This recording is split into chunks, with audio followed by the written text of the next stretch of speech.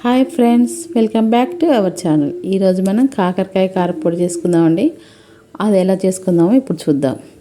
చాలా చాలా టేస్టీగా ఉంటుంది, చాలా రుచిగా ఉంటుంది. మన నాలుకకి జ్వరం వచ్చినా, నోరు బాగోపోయినా, జలుబు చేసినా ఈ కాకరకాయ కారంతో ఒక్క ముద్ద తినాలనుకుంటే 10 ముద్దలు తింటారు. ఎలా చేద్దామో చూద్దాం ఇప్పుడు. నేనైతే అరకిలో కాకరకాయలు తీసుకున్నా. అవి రౌండ్గా కట్ చేసుకోవాలండి, సన్నగా. అలా కట్ చేసుకున్నాక వాటిని డీప్ ఫ్రై చేయాలి, నూనెలో వేయించాలి. ఎక్కువ తక్కువే పట్టిద్దండి నూనె, అంతగానంగా ఏం కాదు, తక్కువే పట్టిద్ది. అవి ఫ్రై చేసాక కూడా ఆ నూనె కూడా మనం ఉపయోగించుకోవచ్చు, వాడుకోవచ్చు వేరే దాంట్లోకి. చేదనేది ఏమి ఉండదు. ఇట్లా కలర్ మారాలండి కాకరకాయలు, బాగా వేగాలి. వేగినాక అవి తీసి పక్కకు పెట్టుకోవాలి మనం. అవి తీసి పక్కకు పెట్టాక ఒక గుప్పెడు పల్లీలండి, గుప్పెడు పల్లీలు వేయించుకోవాలి. అవి వేయించుకున్నాక కరివేపాకు కూడా ఒక 2 గుప్పెళ్ళు వేసుకోవచ్చు, బాగుంటుంది టేస్ట్.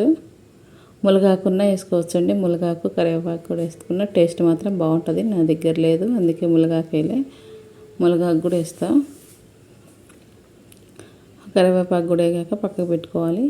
చూసారండి ఎన్ని వేసే పల్లీలు, ఒక గుప్పెడు, ఒక ఎల్లిపాయ గడ్డ వేసానండి, ఒక స్పూన్ జీలకర్ర, ఒక 4 స్పూన్లు కారపొడి, కారం,